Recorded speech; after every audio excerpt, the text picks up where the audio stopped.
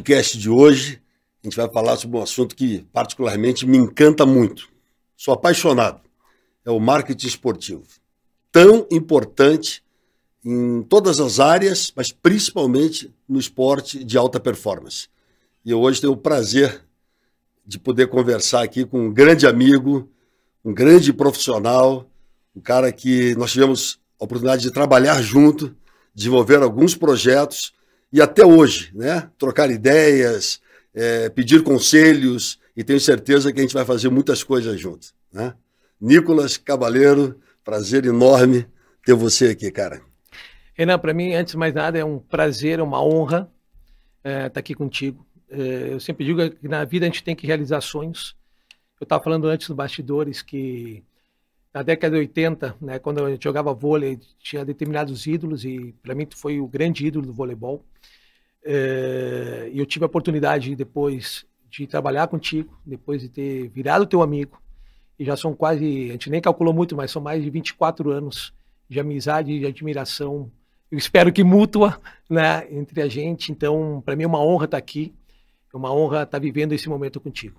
Pô, muito legal, muito legal. E quando eu falo que o cara é fera, eu vou até mostrar aqui, né? Ele acabou de lançar esse livro, Gestão Estratégica do Patrocínio Esportivo, em parceria com Paulo Henrique Azevedo, outro cracaço do marketing esportivo.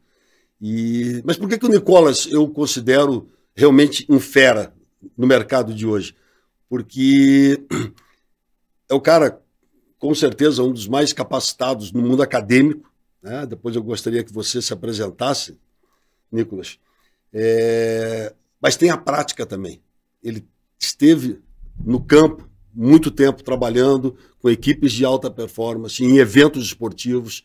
E começando dessa forma, eu queria então passar a bola para você, que você se apresentasse, né? Dizendo um pouco da tua história, como é que você entrou, por que você foi para essa área tão importante, tão vital, né, para o desenvolvimento do esporte. Bom, Renan, como eu falei, eu joguei voleibol nos anos 80, né, e no começo dos anos 90, me formei em publicidade e propaganda em Santa Maria, Rio Grande do Sul. Infelizmente, Santa Maria ficou muito famosa pela Botkiss. Só que você é do esporte e educação física. Um dos principais cursos de educação física no Brasil era em Santa Maria, no Rio Grande do Sul. Era Santa Maria, era a USP, a Unicamp, mas Santa Maria sempre liderou as pesquisas em educação física no Brasil. Sempre foi muito famosa. E eu me formei em 92 em publicidade e propaganda. E em 93 eu sabia que existia uma área dentro do Centro de Educação Física e Esportes, que era a Comunicação, Movimento e Mídia na Educação Física, do professor Dr. Sérgio Carvalho. E ele abriu uma linha lá que chamava Marketing Esportivo. E eu falei, não, é tudo aquilo que eu queria na minha vida. Eu tinha terminado uma pós-graduação em Marketing na SPM, de 92 para 93. E em 94 eu entrei nessa linha de pesquisa em gestão e marketing esportivo. E é incrível que em 92... começou o caso Juventude Parmalat, o Palmeiras Parmalat, que a gente vai conversar com certeza nesse podcast, foi um dos grandes cases, se não, na minha opinião, talvez entre os 3 maiores cases da história do patrocínio, da gestão esportiva no Brasil. Eu acho que a gente vai conversar depois, que tu fizesse parte também. Mas naquela época eu falei, eu quero entrar no mestrado em 94 e eu quero pesquisar o caso Parmalat, o investimento da Parmalat no esporte. Estava investindo no Palmeiras, estava investindo no Juventude. E dali, então, eu comecei o mestrado em marketing esportivo e fui terminar em 96 defendendo a minha dissertação, e quem fez o prefácio foi o José Carlos Brunoro, teu grande colega, parceiraço. Né? Ele fez, inclusive, eu entrevistei ele onde ele ia no Brasil, não existia internet na época, onde ele ia, eu ia atrás dele, um querendo entrevistar. Inovou muito, né? O marketing esportivo. Um cara que deu um pontapé inicial para uma série de novas visões, né, dentro do marketing esportivo. Renato, é uma pessoa que valoriza muito o passado e os ídolos. Tu sempre elogiaste muito Bebeto, Brunoro, perfeito, sempre todos eles. E na área da gestão e do marketing esportivo, a gente tem que elogiar quem fez isso no Brasil. E José Carlos Brunoro, com certeza, assim como você, depois a gente vai conversar também, foram pessoas pioneiras em estratégias avançadas de gestão e marketing esportivo no Brasil. E é onde o Brunoro ia em 94, 95, 96, na época, como eu falei, não existia internet nem nada, ele ia num congresso e ia atrás querendo entrevistá-lo. Eu consegui defender lá em 96 essa dissertação em gestão e marketing esportivo com o caso Juventude Parmalat. Em 96, eu fui morar em Passo Fundo, no norte do Rio Grande do Sul, onde o Gilmar Venturini, que é um grande treinador de voleibol, né, do Rio Grande do Sul, ele estava montando um time na UPF, na Universidade de Passo Fundo, que já tinha um time de futsal, porque na época, o então principal campeonato mundial de futsal era no Rio Grande do Sul. A gente tinha a Inter, Ubra, a gente tinha a CBF, a gente tinha Lagoense Volpato, Perdigão Metasa, e a UPF, a Universidade de Passo Fundo, estava investindo na AP, que era a Associação Passo Fundense de Esportes, fizeram uma junção entre as duas instituições e botaram aquele time de futsal para concorrer no principal campeonato de futsal do mundo e montaram um time de voleibol com o Gilmar Venturini. E dali quem é que sai? Murilo Endels. Quando eu fui em 96 para lá, o Murilo tinha 13 anos, estava recém começando, era reserva ali, estava só para sacar, e depois virou esse monstro do voleibol mundial. Um dos melhores jogadores do mundo, eleito no campeonato mundial, o melhor jogador do mundial. Sem dúvida. E 2 anos antes saiu o Gustavo. Endels também tinha saído, claro, também, que foi para o Banespa. Então, um dos melhores centrais do mundo também, um dos melhores centrais que o Brasil já teve. Sensacional. E ainda está em atividade em Canoas, desenvolvendo um trabalho de formação fantástico no voleibol. Sensacional. Dois irmãos que saíram de Passo Fundo. Em 98 eu comecei um doutorado em marketing esportivo, de novo em Santa Maria. Mas aí aconteceu uma coisa muito engraçada, que eu estava dando aula, eu morava em Passo Fundo e fazia esse doutorado em Santa Maria. Eu estava dando aula, e eu dizia segundo tal, e um aluno falou assim, legal, professor, segundo tal, mas segundo você? Eu falei, segundo eu o quê? Né? Realmente eu preciso de uma experiência de mercado. Eu não posso ser só acadêmico. Eu ia ser, talvez, o primeiro doutor em marketing esportivo do Brasil. Provavelmente em 99 e 2000 eu teria finalizado o doutorado, seria o primeiro doutor em marketing esportivo numa área que ainda não existia nem USP, nem Unicamp. A Gama Filho tinha uma linha, mas não era tão consolidada como Santa Maria. Eu resolvi, falei assim, não, então falei com o José Carlos Brunoro e falei, Brunoro, eu larguei o doutorado, consegui sair de Passo Fundo também, e falei, Brunoro, consegue para mim um estágio em Parma, né, na Itália, onde tu moraste, onde tem grandes amigos que eu acabei conhecendo pessoas em comum. Eu falei, tu conhece o Renan, tal, Renan? O Henrico, se eu não me engano, e assim por diante, né? Trabalha com rugby também lá. Exato. Com vôlei, claro. Aí eu passei um mês em Parma, vendo toda a questão da Parmalat no Parma, mas eu falei, aqui muitas coisas, aqui não vai acontecer. E é onde estavam as principais agências de marketing esportivo no mundo, na Suíça. Aí eu fui morar em Lugano, né, na fronteira com Como, ali, junto com Chiasso e Como. E ali, primeiro eu não sabia muito bem o italiano, eu tive que trabalhar muito, pesquisar e estudar muito italiano para tentar aprender em 6 meses o italiano. E aí eu me candidatei a uma vaga na agência oficial da Ferrari, chamava Win Group Holding, onde eles trabalhavam com a Juventus de Turim, trabalhavam com a Roma, com a Lazio e com o Milan. E aí, foi uma história muito engraçada, quando eu cheguei, eu liguei, eu não tinha, essa é uma história, acho que é meio folclórica, fazia 6 meses que eu estava lá, meu dinheiro estava acabando na Suíça, eu fui com dinheiro contado, e a Suíça, contando real, com o franco suíço, estava acabando, eu estava olhando um jogo, eu estava vendo um filme na TV, um western, que chamava, o cara era um mocinho, chamava Stefano. Eu falei, eu tinha o cartão dessa agência de marketing esportiva, o Win Group Holding, a ISL, tinham várias agências, as maiores do mundo estavam lá. E eu falei, eu quero trabalhar nessa agência, que era em Chiasso, e eu morava em Como. Aí eu estava lendo esse western, que o mocinho era Stefano, eu vou ligar para esse CEO dessa empresa, que chamava Luciano Sec, que ele foi personal manager do Ayrton Senna durante muitos anos, e eu queria falar com ele. Aí eu peguei no telefone com a cara dura, liguei, falei com a secretária, e tá, mas é Nicolas da parte de quem? Aí eu tava olhando aquele filme e falei, da parte do Stefano, porque eu não sabia como conseguir alguma coisa assim. Eu não posso lhe passar. O telefone, eu falei, olha, diga que é Nicolas Cabaleiro, eu trabalho com marketing esportivo, se ele tiver interesse, ele me ligue. Aí eu desliguei o telefone, passou 5 minutos, eu recebi uma ligação de um italiano com a voz bem arrastada, tentando falar em português, dizendo para eu ir no outro dia lá conversar com ele. E quando eu fui lá conversar com ele, ele tinha um projeto de lançar um panetone de 100 gramas, um licenciamento no Brasil. Disso a gente está falando em 99, Renan. E aí ele falou, tu acha que esse projeto pode andar no Brasil? Na Itália nós vendemos 12 milhões de unidades de panetone. E eu falei para ele, eu tinha pesquisa na época do Lance, era muito incipiente a área do marketing esportivo ainda. E eu falei para ele, só no Brasil Só a torcida do Flamengo tem 36 milhões de torcedores. Os olhos deles brilharam e falaram assim, tu começa amanhã? Eu falei, eu começo amanhã. E ali foi uma experiência maravilhosa, morei 2 anos na Suíça.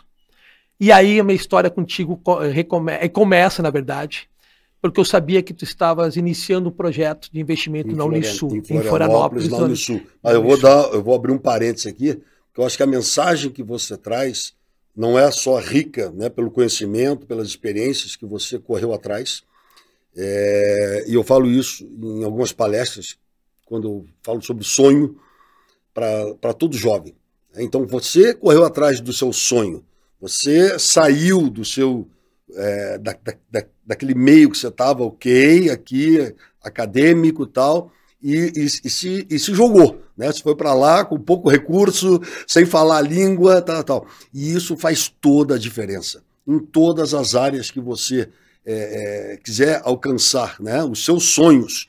Não vamos falar em sucesso, né? Vamos falar em sonhos, né? Porque o teu sucesso é só seu, o meu é meu, mas o sonho que você tem, ele é muito importante. E a gente não pode ficar esperando. Então, esse posicionamento que você teve de sair daqui, né, ir num mercado totalmente novo, sem apadrinhamento, sem falar língua, sem recurso, cara, isso já demonstra, quer dizer, o quanto você é apaixonado por aquilo que você faz.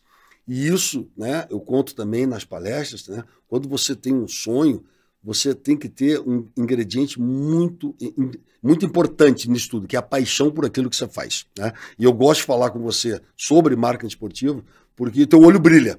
E eu sou encantado também por essa área, né? A minha formação toda, ela é quadra, área técnica, minha vida toda como atleta, como técnico, como gestor, mas a área da gestão e marketing esportivo, ela me atrai, porque é todo dia um desafio, né? Você não tem uma cartilha que diz, olha, o caminho é esse, siga só por aqui. Não, você tem bases interessantes, onde dali tua paixão, os teus sonhos, né, o teu conhecimento que você adquiriu no mundo externo, você vai criar a sua estrada, né, o seu caminho.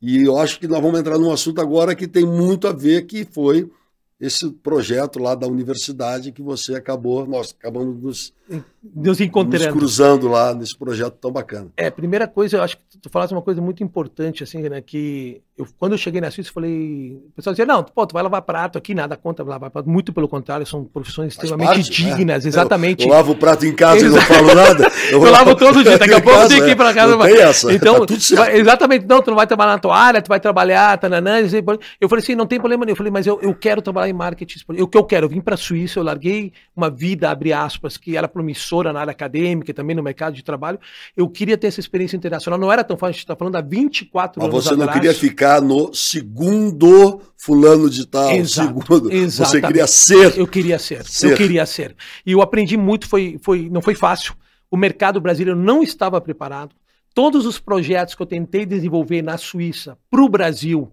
foi muito complicado, e era muito engraçado porque esse projeto, por exemplo, do Panetone, não deu certo aquele ano, né? Aí quando eu voltei para o Brasil, quando eu fui morar em Florianópolis, quando a gente se conheceu, eu estava no Angelone, em Florianópolis, uma rede de supermercados em Florianópolis, eu estava no Angelone, no caixa do supermercado, eu olho, do lado tinha o Panetone de 100 gramas que a gente queria ter lançado com os clubes de futebol, com as meninas super poderosas, eu falei, não é possível que 1 ano, 2 anos depois de ter tentado oferecer esse programa no Brasil, licenciamento de patrocínio, está começando a acontecer as coisas no Brasil. Eu já tinha voltado.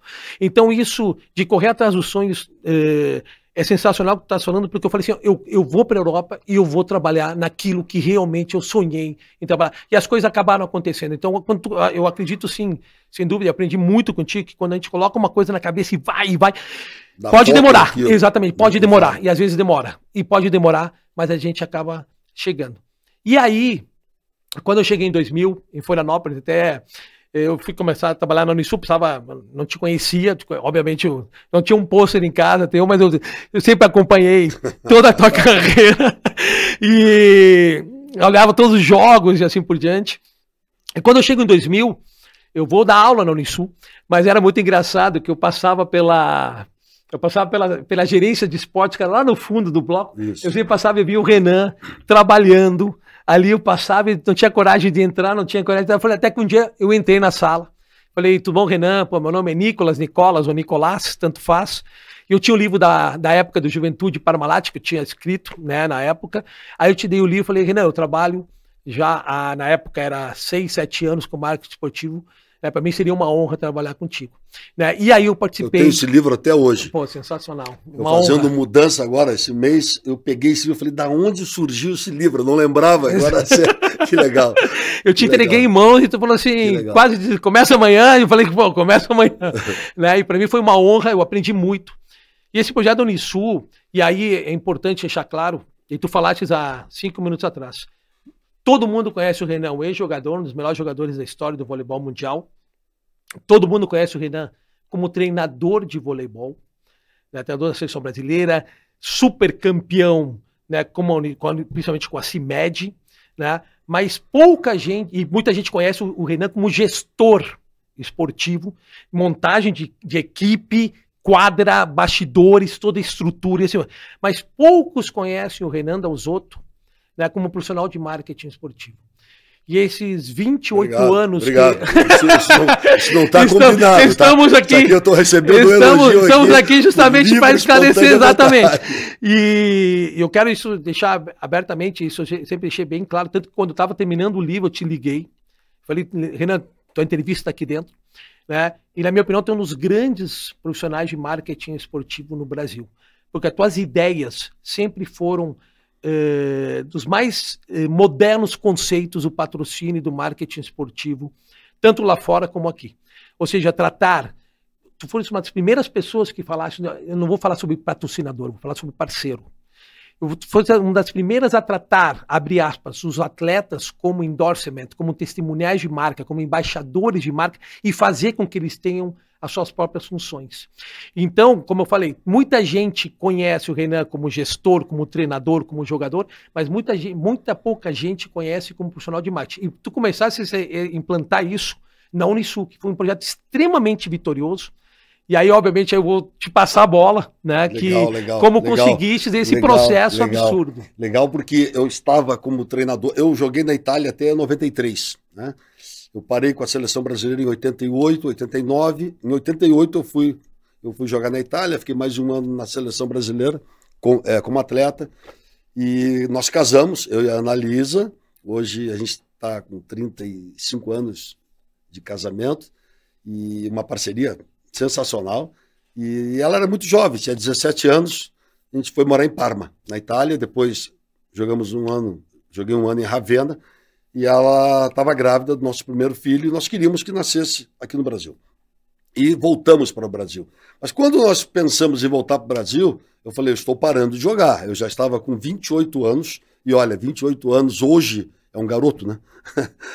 Minto, na época eu estava com 33 anos. 33. Eu fui para a Itália com 28 e com 33 anos eu estava decidido a parar de jogar. Deixei um contrato lá, bem alto, para vir morar no Brasil, e eu falei, puxa, eu quero ser treinador, né? E eu já vim alimentando isso. Então, todos os treinos, eu tive a oportunidade, né, de ter grandes treinadores comigo. Então, Bebeati Freitas, o próprio Brunoro, Jorjão, enfim, na Itália, Montali, Daniele Ricci, e eu escrevia muito, né? Aquilo que você contou em off ali, que quando tem umas ideias, você vai lá e escreve e tal, é perfeito, é uma tática sensacional, porque as ideias, elas surgem e depois elas vão embora. No banho tal, então, você tem a oportunidade, registra, porque ela vai servir em algum momento para você fazer alguma ação qualquer. E eu registrava tudo, eu anotava. E quando eu decidi de parar de jogar, então, com 33 anos, nós voltamos para o Brasil e o Brunoro, o Domingos Maracanã, um grande amigo, irmãozaço, fez contato com o Brunoro, puxa, você quer ser treinador? Vem. E ele me deu a primeira oportunidade para eu começar a minha carreira como treinador. E assumi a Parmalat, era um bom time, um ótimo projeto. E eu achava, na minha cabeça, Nicolas, eu entendia que, puxa, por eu ter jogado 15 anos em seleção brasileira, 5, 6 anos na Itália, um dos melhores times do mundo, vários Jogos Olímpicos, estou pronto para assumir como treinador, né? E vim para cá. E foram 6 anos, 2 no Palmeiras Parmalat, 2 na Chapecó e 2 na Olímpicos. e eu percebi que me faltava alguma coisa. Me faltava o lado acadêmico. Me faltava o lado acadêmico. Por isso que, né, assim, o meu entusiasmo de te chamar aqui para a gente conversar, porque eu quero assim, ó, fazer essa associação do mundo acadêmico, né, que você é cracaço nisso, mas que tem a vivência da prática também. Eu tinha uma vivência da prática muito grande e corri atrás para me capacitar, enfim. E eu entendi o quanto faltava isso.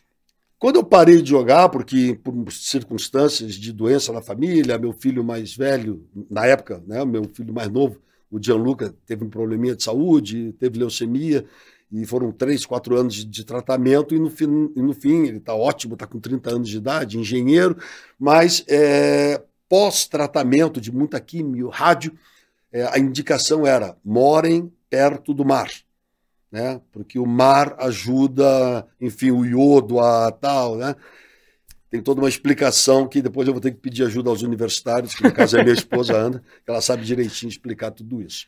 E nós elegemos Florianópolis porque ela foi criada lá, é uma cidade encantadora e tudo mais. Vamos para lá? Vamos. O que eu tinha? Nada. Não tinha nada. Larguei a minha carreira de 6 anos como treinador e fomos morar em Florianópolis. Chegando lá, o vice-reitor da universidade, o professor Gerson Joner da Silveira, ele me ligou e falou: Renan, quero fazer um projeto de esportes na Unisul. Isso em 99.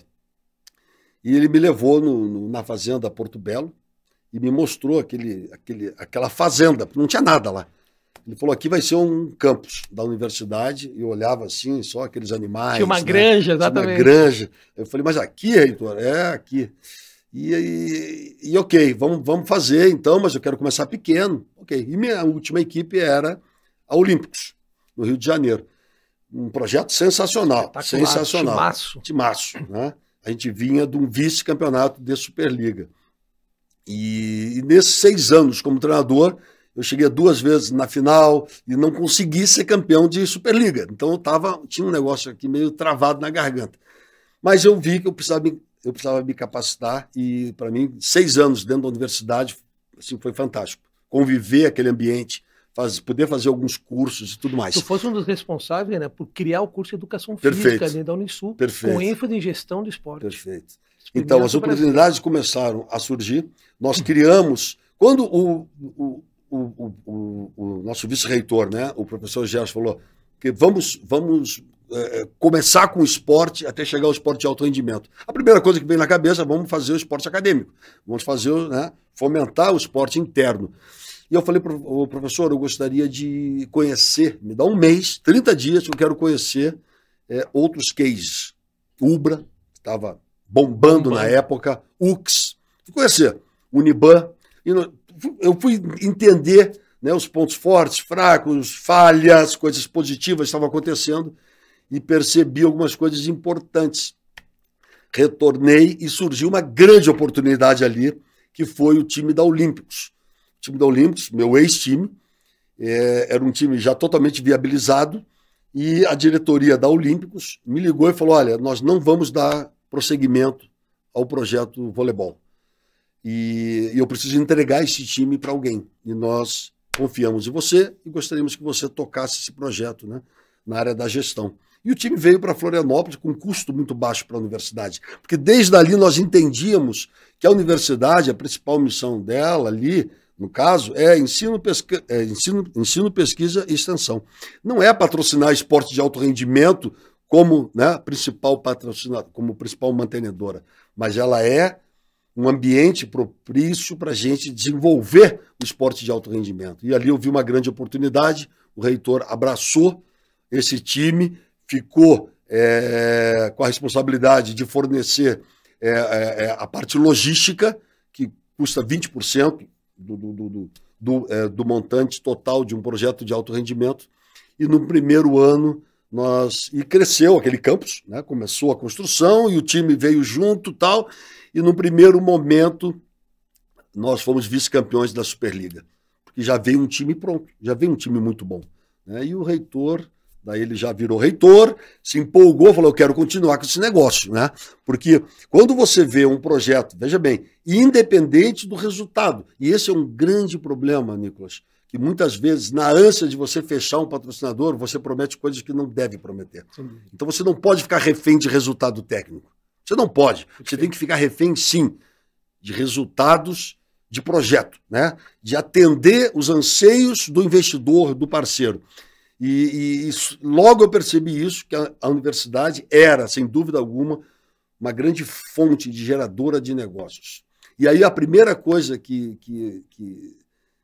a primeira providência, eu tenho até um artigo na Gazeta Mercantil de 2001, palavras do reitor dizendo que, porque, reitor, a universidade ela vai disponibilizar um X pequeno, que está dentro da receita de marketing de vocês, está dentro do orçamento de marketing de vocês, uma pequena parte. E o restante nós vamos captar fora. Nós vamos captar fora. Né? De que forma? Mas eu preciso da universidade. A primeira coisa que nós fizemos foi trocar a bandeira, né, financeira da universidade. Nós trouxemos o Santander. O Santander tinha no seu estatuto o não patrocínio esportivo naquele momento, mas ele dava de outra forma para a universidade, através de recursos para investimento, né, na área de professores, na área de docentes e tudo mais.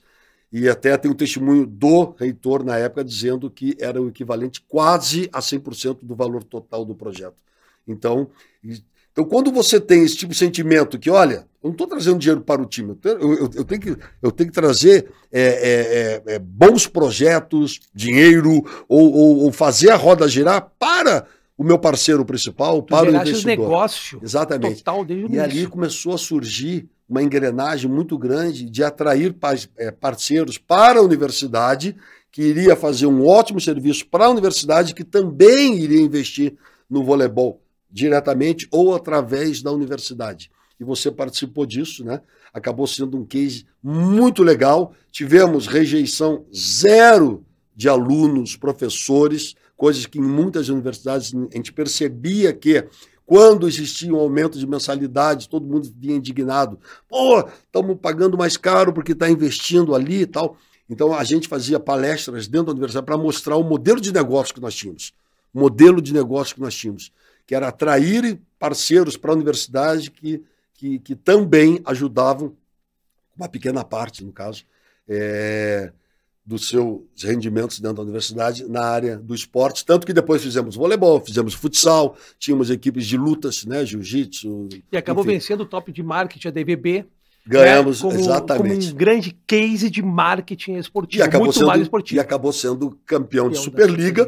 Foi só uma consequência. Tu vê, a última coisa que nós estamos falando, olha que bacana isso, a última coisa que nós estamos falando foi o título que nós tivemos da Superliga, né, em 2003. 2003, 2004, 2003. Tu vê, última coisa, nós estamos falando de top de marca, estamos falando, olha que bacana. Você lembra disso? Cardsoft. Sem dúvida. Né? Uma rede de ensino de inglês, acho que era Wizard. E Wizard, exatamente. Fomos uma concorrente, ficamos... Yazid.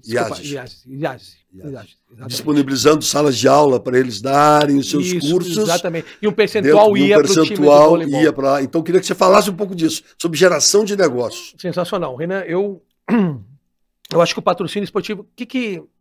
Qual é a grande tendência do marketing esportivo e do patrocínio? Quando a gente fala patrocínio / marketing esportivo, é gerar negócios para o seu parceiro.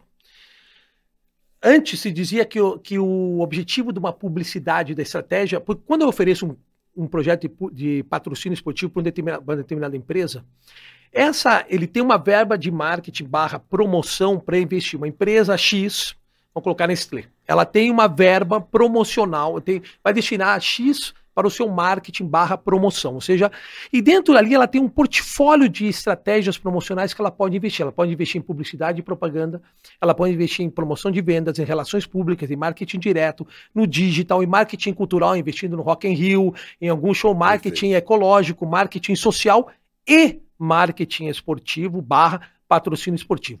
O que a gente tem que ter claro é que quando eu ofereço esse projeto, Eu estou concorrendo pela verba promocional com as outras estratégias promocionais, como eu falei antes. Atrás desses projetos concorrentes, eu tenho uma DM9, eu tenho uma África, eu tenho uma FNASCAR, eu tenho uma Soco, eu tenho inúmeras agências de publicidade que apresentam inúmeras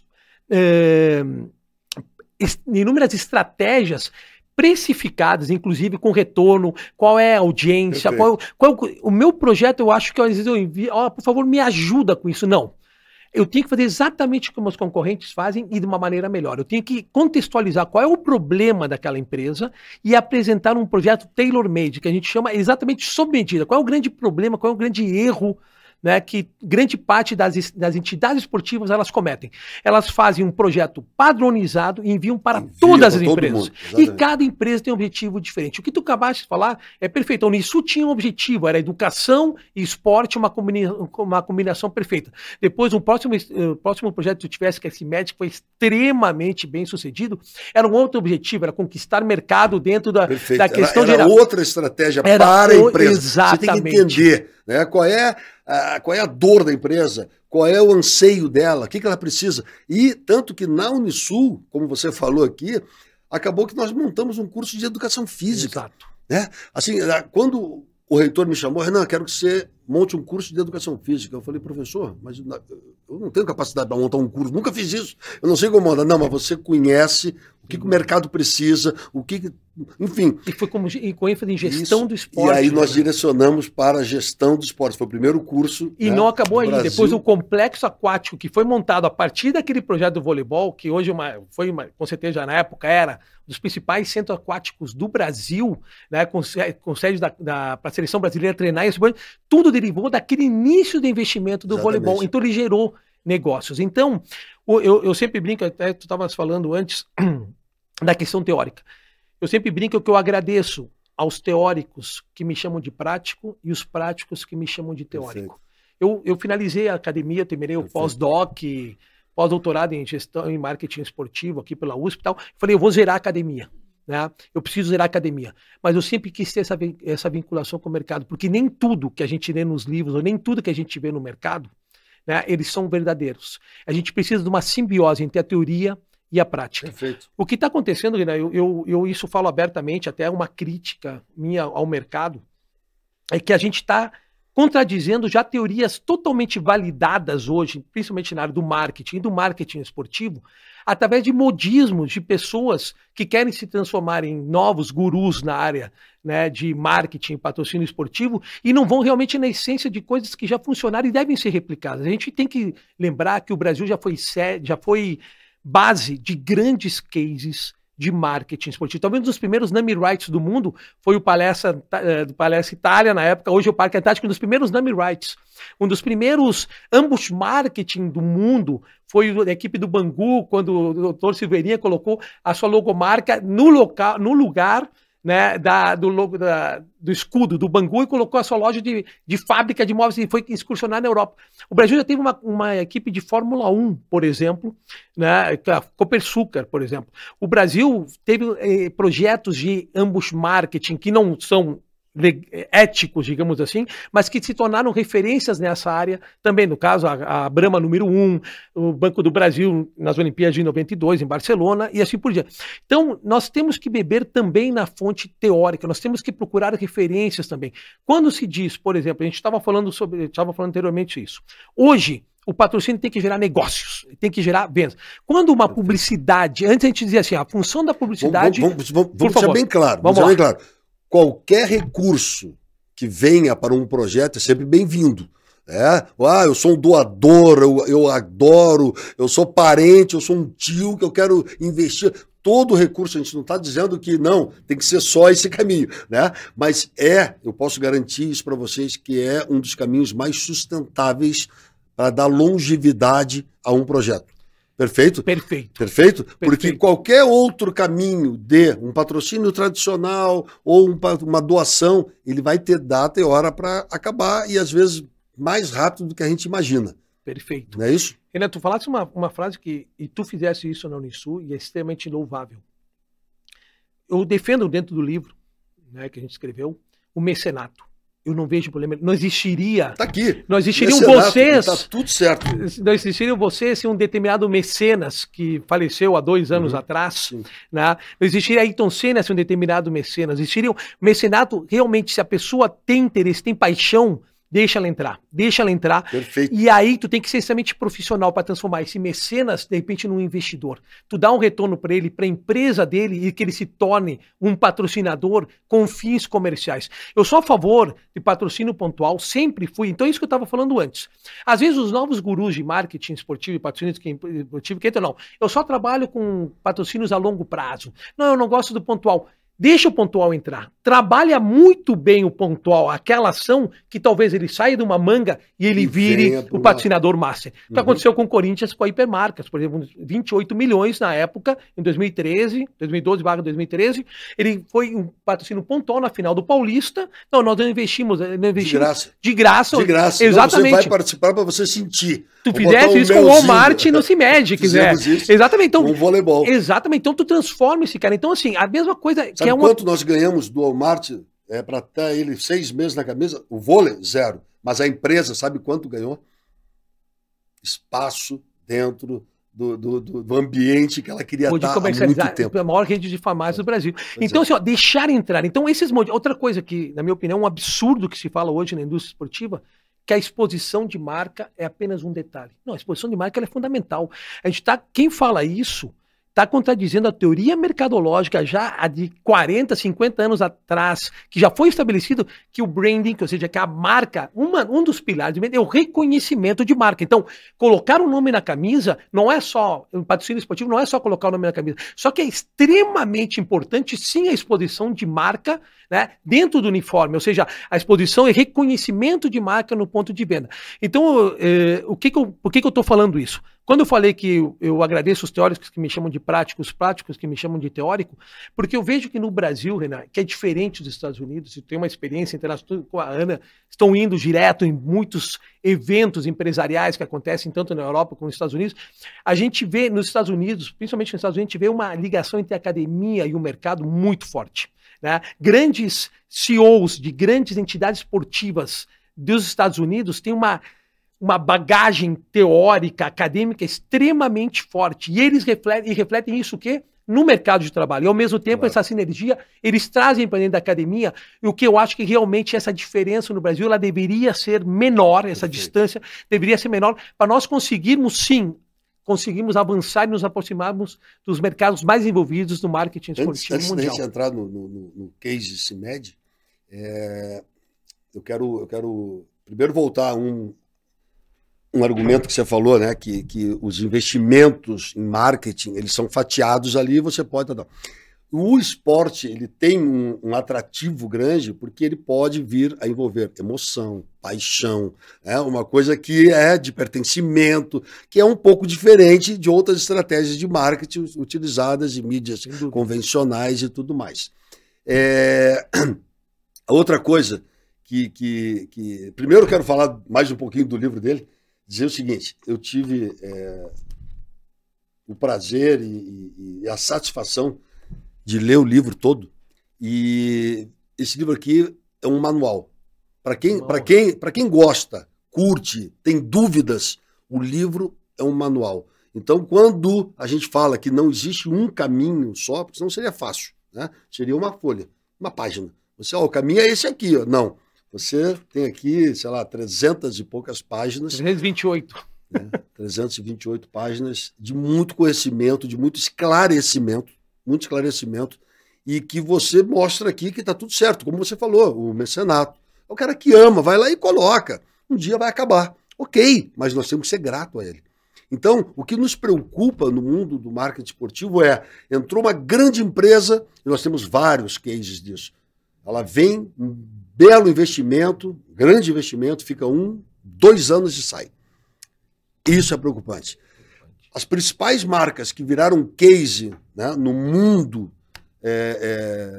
nesse nosso mundo de hoje, atual, são empresas que ficam 8, 10 anos. Você lembra, se eu falar Ubra, você lembra. CIMED, você lembra. Unisul, você lembra. Rexona, você lembra. Né? Bradesco, várias, Fiat, que tiveram uma longevidade e depois saíram. E aí eu fico chateado às vezes, Nicolas, porque às vezes quando esse investidor ficou bastante tempo e ele sai, vai migrar para outros lugares porque ele sentiu que aquele momento ali ele cumpriu a missão dele. Nós temos que agradecer e não dizer assim, porra, mas por quê? Né? Por que está saindo? Ou ficar revoltado com ele? Não, nós temos que dar uma placa, olha, obrigado, nós vamos melhorar para mais tarde, faz lá outra missão, talvez vamos trazer de volta você para dentro do nosso processo. A tua colocação, desculpa, Renan, ela é perfeita, é tão pertinente, como a gente tinha conversado antes, que tu participasse, o caso Palmeiras-Parmalat. Parmalat ficou 8 anos no Palmeiras.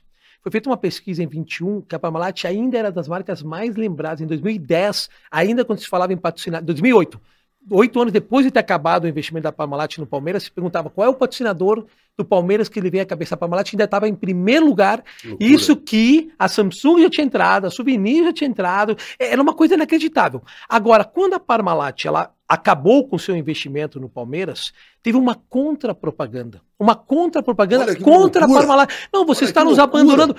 Tinha que ser muito pelo contrário. Muito obrigado. De quem foi a incompetência, no caso, isso eu falo abertamente, foi da entidade esportiva não ter se preparado para a saída do patrocinador. Eu aprendi contigo isso.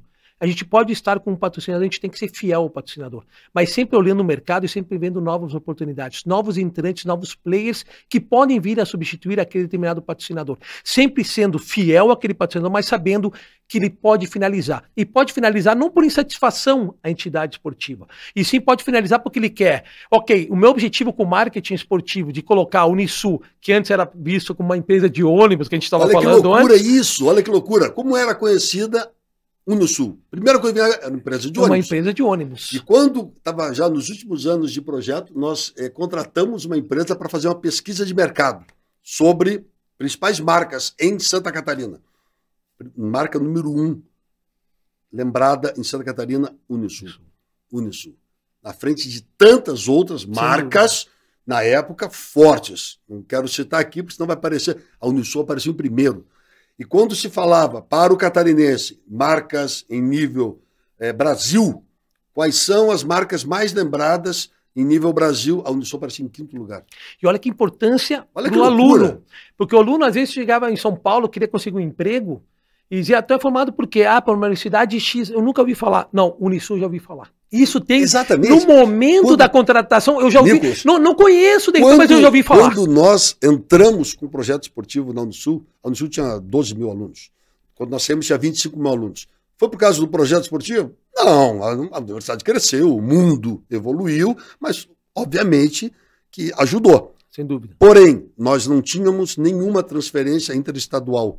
Era só pessoal da região que estudava na Unisul. Quando nós saímos, tinha um percentual enorme de pessoas que vinham de outros estados para estudar na Unisul. Então, olha a relevância que o marketing esportivo trouxe. Né, e isso, quem é o gestor, ele tem que estar preocupado não só com o time ali dentro, ele tem que estar preocupado com o todo. E aí a gente entra na CIMED. No teu caso, que tu criaste do zero, né, que tu eras...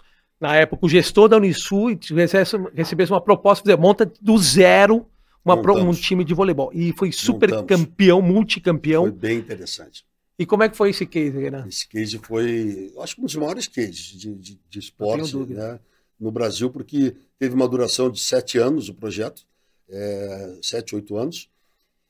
E porque no último ano ele já estava como um copatrocinador da Unisul, e depois ele falou, gostei da brincadeira, quero fazer esse projeto. É aquilo que tu sempre defendia, entra no projeto. Sente, Essa era a tua frase, exatamente. Entra no projeto. Depois a gente vê o que a gente faz. Foi com a Copobras também, que entrou com uma manga, depois se transformou forte. Entra, a gente vai trabalhar de uma maneira... Uma coisinha, olha que interessante, o que nós fazíamos? Como a Unisul ainda não era, todo mundo olhava, mas a Unisul é o quê, tal. A gente usava o Líbero com todas as marcas de curso para identificar e linkar. Unisul é uma universidade. Então, eu bati o olho e já sabia o que era.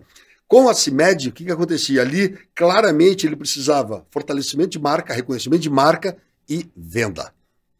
Ele é comercial. O João Adib é comercial. Precisamos melhorar nossas vendas aqui no estado e tal, pau. E o nosso projeto ele foi muito legal porque ele era todo ele focado em geração de negócios. E quem era a fonte geradora de negócios para o laboratório farmacêutico CIMED? Era a rede de farmácia. Redes de farmácia. Então nós tínhamos parcerias muito legais, projetos destinados às redes de farmácias, né? Desde, por exemplo, quem entregava o troféu Viva Vôlei era a filha do gerente, era o balconista, porque nós precisávamos fidelizar a marca, o time com as redes de farmácia. O que você falou, né, anteriormente, nós íamos jogar, por exemplo, em Santo André, e nós sabíamos que o nosso treino é das 10 ao meio-dia, às 11h30, às 11 horas tinha que visitar uma rede de farmácia. Acabou o treino. Não tem 2 horas, é 1 horinha de treino, 40 minutos, porque nós temos um compromisso. Né? E todo mundo sabia, e ok. Não tinha essa. Ia para lá, para a rede de farmácia, fazer foto, dar uma palestra, uma palavra com a comunidade no entorno e tal. Então a nossa relação era muito forte. E são parênteses, muita gente argumenta, e muitas entidades, inclusive muitos clubes, que isso vai interferir na performance. Foram multicampeões, nunca interferiu, ganharam tudo que tinham que ganhar e atenderam a necessidade mercadológica da empresa. No conceito do projeto e atender o propósito da empresa, tá tudo certo. Você está fazendo com paixão tudo aquilo. A mesma paixão que ele está treinando, ele está indo lá na farmácia, porque ele sabe da importância. Nós fomos em 5 anos de projeto, nós fomos, acho que 4 anos, a Pouso Alegre conhecer, todo ano eu ia, porque eu acabei virando ainda diretor de marketing da empresa, CIMED, Laboratório CIMED, mas os jogadores e comissão técnica, nós íamos à empresa para entender como era fabricado cada comprimido, as máquinas que tinham, tudo, o que era um comprimido genérico, um similar. Os próprios atletas entendiam um pouco do mercado. E isso refletia, inclusive, nas entrevistas deles. A entrevista foi sensacional, porque é o seguinte, o que aconteceu? Na época era muito forte isso, né? Acabava o jogo, o cara vinha aí, mais uma vitória de Florianópolis, que era conhecido o time como o time de Florianópolis, né? Porque eles não falavam a marca patrocinadora. E tinha o media training, nós tínhamos um media training, ou seja, todo atleta ele era obrigado na entrevista falar pelo menos 2 vezes o nome CIMED. 2 ou 3 vezes. Então o cara pergunta, e aí, Florianópolis ganhou? Pô, hoje a CIMED jogou muito bem, eu estou muito feliz com o time da CIMED, porque... Então a gente treinava eles. Isso é mídia espontânea, isso aí é um negócio, claro, porque tu começa a criar o link, e é uma coisa que sai natural. Então, assim, esse tipo de visão, eu acho que é fundamental. Né? Eu fiquei 2 anos como treinador da CIMED, a gente foi campeão da Superliga, e aí veio o meu título como campeão da Superliga, como treinador, meu primeiro título de campeão como treinador em uma Superliga. No ano seguinte fui vice-campeão da Superliga e fui trabalhar na Itália como treinador na Sisley. Fiquei 2 anos, voltei para gerenciar novamente o projeto, e o projeto acabou sendo tetracampeão brasileiro, acabou indo para o Mundial, campeão sul-americano. Projeto, assim, ó, redondo, muito legal, e todo ele focado em desenvolvimento de negócios para a marca CIMED. Tanto que ela saiu do voleibol e foi para onde? CBF. Exato. E isso que eu ia falar, quando um projeto é bem feito, a gente acredita, às vezes, uma marca parou de investimento, acabou, não vai investir mais no esporte. Se ela teve uma experiência extremamente significativa, ela pode retornar. Várias marcas que tiveram uma grande experiência, elas já parou de investir. Não, ela parou por um determinado momento, ela reorganizou sua estratégia mercadológica e agora voltou, depois teve um novo projeto, novas propostas, uma nova dimensão e objetivos de mercado, e ela voltou novamente para o esporte. Então a CIMED voltou para a CBF, né? O Jabit sempre tem essa ligação com o esporte, que nasceu justamente na montagem desse time. O João, eu trouxe ele do automobilismo, porque ele era o piloto, ele corria a Fórmula Maserati, depois Stock Car, e ele era muito agressivo. Eu comecei a entender como ele pensava, e hoje nos tornamos grandes amigos. Muitas pessoas confundem um pouco, falam, pô, me consegue lá um patrocínio com o João, tá aqui o projeto, aquele negócio, tá aqui o projeto. Eu nem abro, eu falo, cara, desculpa, não é assim que funciona, né? Não é assim que funciona, sabe? Eu sou tanto amigo dele que eu não encaminho. Claro. Não, porque eu não, quando eu vejo que tem uma coisa que faz sentido, ok, caminho também via os trâmites normais, né? E é um cara que hoje está voando, está fazendo muito bem feito, né, o marketing esportivo. E eu fico muito feliz, porque eu era o gerente de esporte, acabei sendo um diretor de marketing esportivo e depois diretor de marketing da empresa como um todo. E eu entendi uma coisa percebi um negócio que eu não sei se você vai concordar comigo. Hoje, o padrão é termos agências de marketing esportivo e pegando um evento, pegando um atleta e essa agência indo lá e bater numa determinada empresa e dizer assim, olha só, tem um projeto bacana que até vai fazer sentido e ok, é um caminho natural. Mas eu entendo também que, e aí eu quero a tua opinião sobre isso, se as grandes empresas, elas tivessem um profissional de olho no mercado, dizendo assim, qual é o momento da nossa empresa? O que caberia de projeto legal para a gente? É um evento? É um atleta? É um tal? E ele buscar no mercado os principais players, as principais atividades, eventos, atletas, competições, seja lá o que for, para trazer para dentro da empresa. Isso com uma análise bem, porque ele vai ter, porque ele é da empresa, sim, ele sabe o momento que está vivendo e tudo mais. Vou dizer o porquê, não esquece a pergunta. Quando eu trabalhei no Figueirense, eu consegui trazer um patrocínio para o Figueirense de uma construtora. E eu entendi que essa construtora seria muito importante para o Avaí também. Por quê? Porque ela estava com um dano de imagem importante, por causa de uma obra que fizeram e o Ministério Público estava... Então, a cidade estava meio assim com ela, porque houve, né, segundo o que estava acontecendo lá, mas criou um dano de imagem para ela na cidade e tal. E eu fui nele e falei, cara, que é coisa bacana, tem 2 times de futebol, que é a paixão da cidade. Entra nos 2, né? Associa a tua marca, né, com a paixão do povo aqui de Florianópolis, com tudo mais e tal. E foi assim, ó, sensacional. Porque percebi, ele nem estava no meu radar, mas quando eu vi aquilo, eu falei, eu tenho como ajudar. Eu tenho como ajudar através de um projeto esportivo, entendeu? Então, assim, o cara que está à frente de uma empresa, se ele está atento a esse mercado, né, e aí eu estou dando uma deixa, que eu acho que tu teria um perfil perfeito para ser um representante de uma empresa, para estar atento, ou de um grupo grande, para estar atento o que tem de melhor. Pô, tem Jogos Olímpicos agora, nós temos, sei lá, Fórmula 1, nós temos triatlon, o que encaixa no nosso perfil, no nosso DNA, que seria importante, que cria uma identidade legal. Essa pergunta ela é muito importante, né? Dentro do livro, né, tem uma parte ali que diz, além da empresa que tu vai apresentar, quem é a pessoa que vai receber a proposta de patrocínio. Uma coisa é eu apresentar para o Renan Dalzotto, que tem uma história no esporte, entende exatamente o que é o esporte, quais são os valores do esporte. No começo do podcast, fala uma coisa perfeita. Quando a gente vê um jogo de futebol e o jogador chuta a bola, né, do meio do campo até a grande área, quando tu olha aquela bola, todos os sentimentos, todos os valores do ser humano estão ali.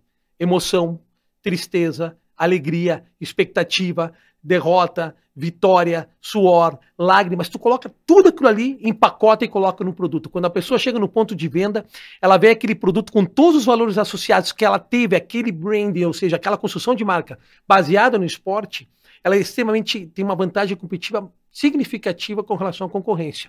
Então, nos Estados Unidos acontece muito isso. Eu sinto muita falta no Brasil que agências de publicidade tenham profissionais de marketing, patrocínio esportivo, porque muitos projetos, às vezes, são enviados para as empresas dizem, não, encaminha para a minha agência. A agência, por não conhecer... Muita gente fala que é pela questão da mídia, que a agência não quer, que a agência quer ganhar no percentual dos 20%, que hoje praticamente poucas ainda recebem já, né? Com relação à mídia, elas não têm muito interesse, não querem dividir sua verba promocional, não. Na minha opinião... É um território estranho para eles. Exatamente. É um território estranho. Não conhece o potencial do esporte.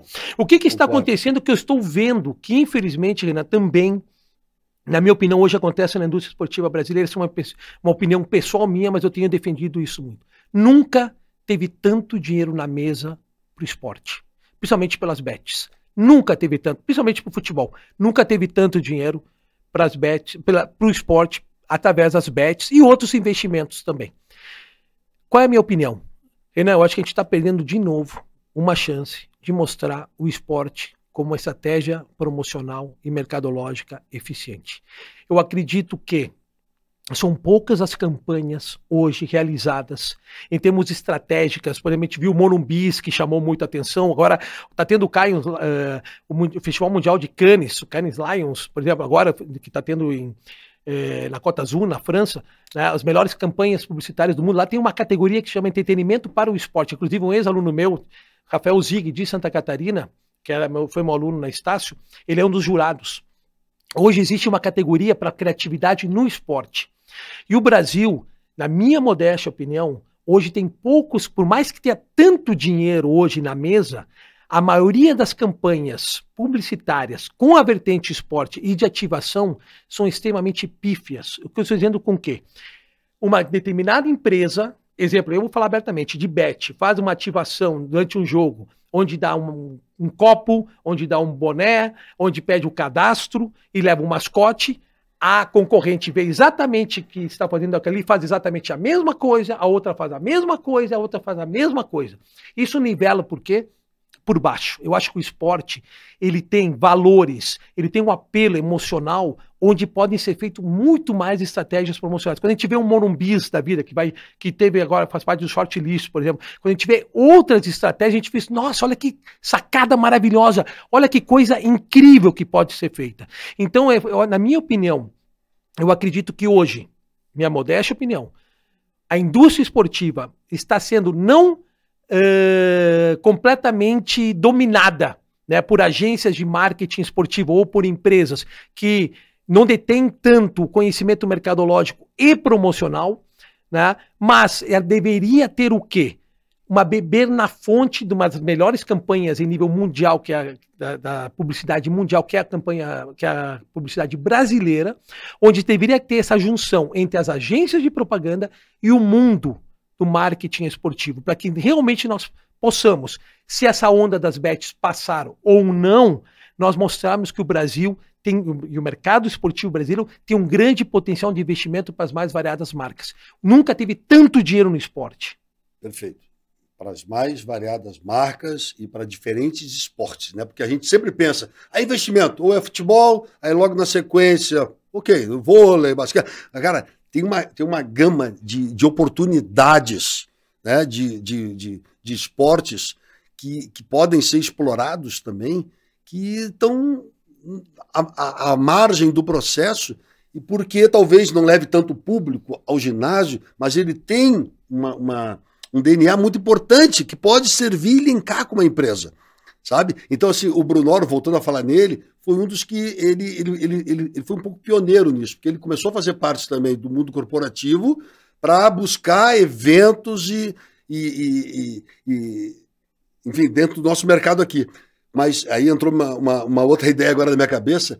Eu sei que é meio que chovendo molhado, mas pô, a gente vê NBA, NFL, cara, o que os caras fazem de criatividade é um negócio. É o mundo da publicidade dentro do esporte. É isso que eu defendo.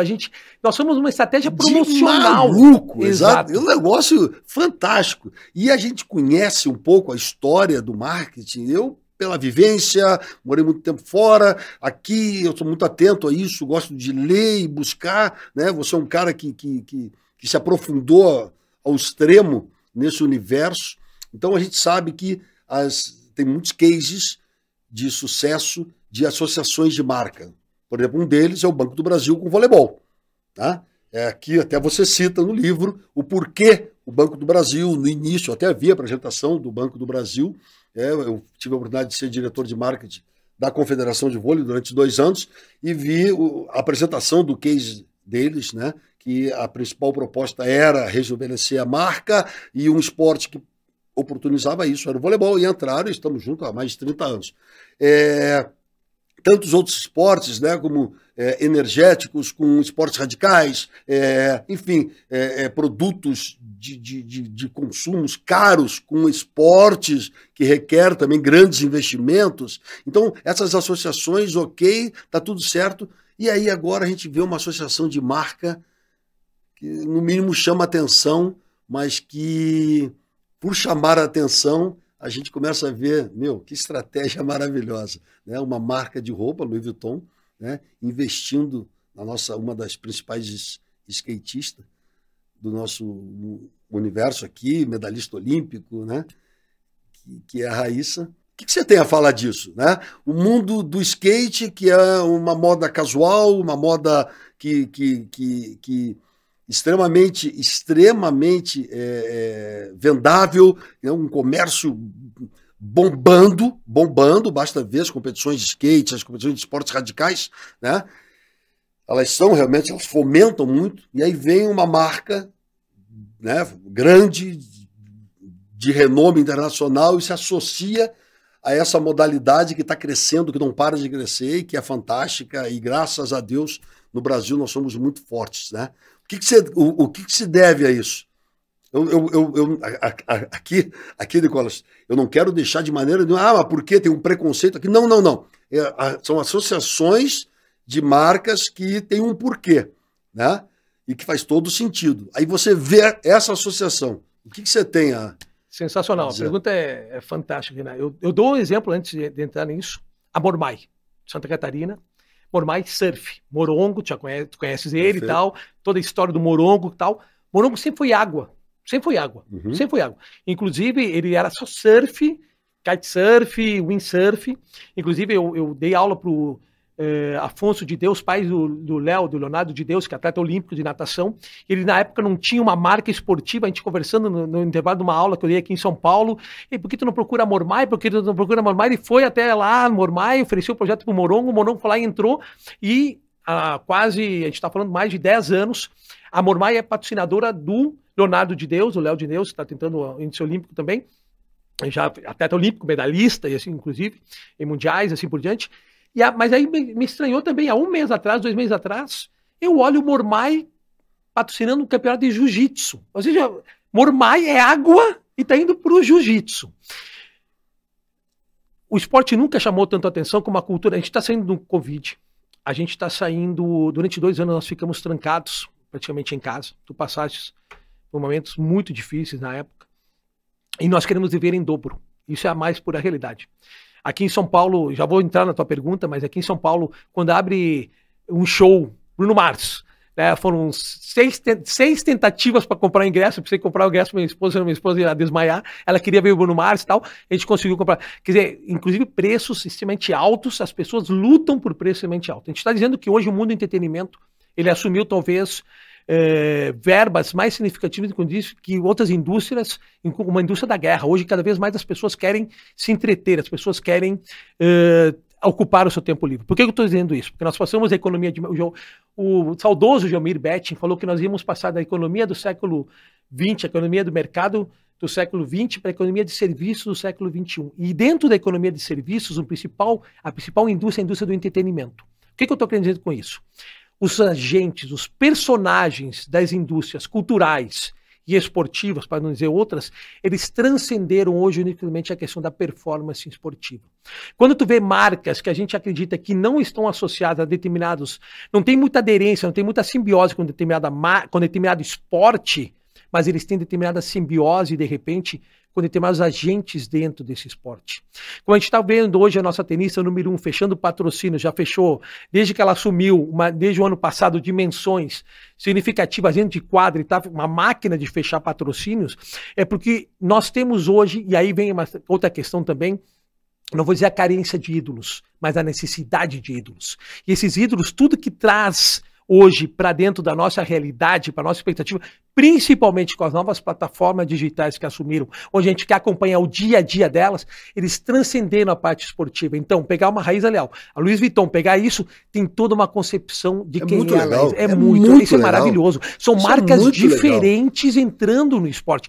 Tu tivesse a Riachuelo entrando, uma marca de moda casual entrando no voleibol. Isso é inacreditável. São marcas diferentes, que até um tempo, o Bamba. Isso provoca a gente. Isso é maravilhoso. Isso provoca a gente. Isso é maravilhoso. Né? No sentido, vamos olhar diferente. Exato. Vamos olhar diferente. Marcas que nunca investiram, mas elas podem investir. Podem. Elas podem entrar no esporte. De que forma? E aí tem você buscar. Exatamente. Aquilo que nós estamos falando aqui há uma hora. E tu falaste uma coisa que eu acho que é fundamental. a continuidade. Patrocínio, eu sou a favor, sim, do patrocínio do Mecenas, sou a favor. Do patrocínio pontual, tu tem uma equipe de voleibol, tu precisa pagar a folha de pagamento no final daquele mês. Vem dizer que, não, só quero patrocínio de longo prazo. Não, tu precisa pagar a folha. Claro. O patrocínio é muito bem-vindo. Um apoiador.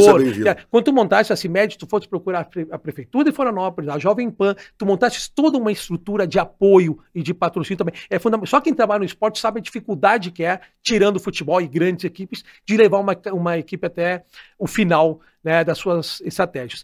No entanto, a continuidade ela é fundamental. É óbvio que grandes cases de marketing são construídos a longo prazo. Óbvio que o recall, a lembrança da marca, quanto mais tempo permanecer no esporte, assim como na publicidade também, como a Bombril e Brastemp, assim, são cases, são grandes clássicos da associação direta. Cria uma associação, exatamente. Mas como é que se dá isso, Renan? Eu sempre tenho uma teoria, eu sempre defendo isso.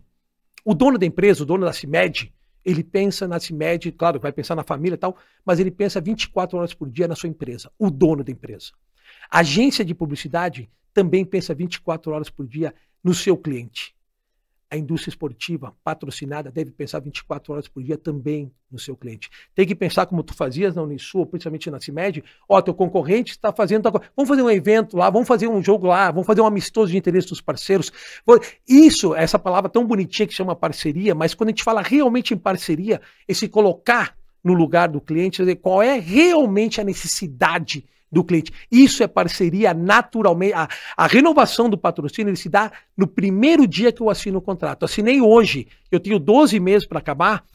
No dia da assinatura do primeiro contrato é que começa a renovação da parceria. Claro. Geralmente a gente acaba esquecendo, não liga para o cara. Isso é a real e a maior tendência no mundo, em termos de patrocínio, é a parceria. Ou seja, eu sou teu parceiro, eu sou uma plataforma de vendas, inclusive. E nunca foi tão fácil. O exemplo, hoje, com as novas plataformas digitais, antes uma coisa difícil de quantificar, que era vendas, hoje com QR Code, de repente, no evento. Hoje com evento, com cadastros, no caso das bets, assim, eu consigo quantificar quantas vendas eu consegui através da plataforma do esporte. Perfeito, cara. E assim, ó, a gente tem essa mentalidade porque quando tu assina um contrato com um parceiro, tá lá, ó, você vai entregar isso, isso, isso. Se você tiver a oportunidade de entregar mais, ok. E a gente vê muitas vezes, não, mas eu não tenho essa obrigação. Não, entrega! Muito pelo contrário. Dá para ele, sabe? Entrega isso. Não? Então, quando você falou, pô, a gente tinha, na época da Unisul, nós tínhamos parceria com a prefeitura, por exemplo. A prefeitura nunca tinha me pedido nada. Ela fazia, nós tínhamos que jogar com a bandeirinha aqui. Consegui disponibilizar 6 bolsas, 50% de estudo para a prefeitura dar para outros atletas que quisessem vir estudar na Unisul. Então, aquilo ali criou uma relação com a prefeitura até de interdependência. Vai dizer assim, puxa, eu tenho que continuar apoiando os caras, que eu não quero perder. E isso aqui que eu estou apoiando outros atletas que estão vindo para dentro da universidade. Então, isso é fazer a roda girar. Na CIMED, por exemplo, o João cansou de ir no governador e dizer, olha, qual é a campanha do mês? É hipertensão. Vou entregar medicamentos para você ajudar a primeira-dama a fazer a campanha de hipertensão, que é medicamento continuado. E, opa, então a CIMED é realmente uma parceira nossa, sim. Nós somos um parceiro. Não está no contrato isso. E, Renan, não sei se você percebeu, chegasse a ver no livro, tem uma parte eu escrevi com base naquilo que foi feito na CIMED. Talvez os teus cases, os teus 2 principais cases, tirando, obviamente, a questão de montar a equipe que foi o Unisul e a CIMED, obviamente, outros todos de sucesso.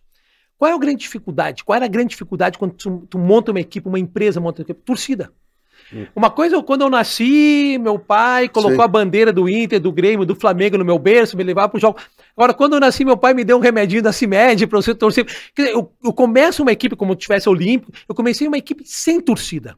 Então tu tem que montar uma estrutura onde aquela marca faça sentido para aquele segmento de torcedores, e a partir daí a procura pela Jovem Pan, a procura a mesma coisa da Unisul, os alunos da Unisul, os professores transformando isso na torcida, que na época era maravilhoso. A Unisul tinha no primeiro ano lotado aquele capim, era espetacular aquele ginásio de São José e tal, era maravilhoso. Então são estratégias que devem ser adotadas dentro da gestão com ênfase numa parceria a longo prazo que vão fazer com que tu tenha torcida, que os patrocinadores vejam, nossa, além da exposição de marcas, eu tenho públicos-alvos onde eu posso trabalhar a questão da ativação e assim por diante.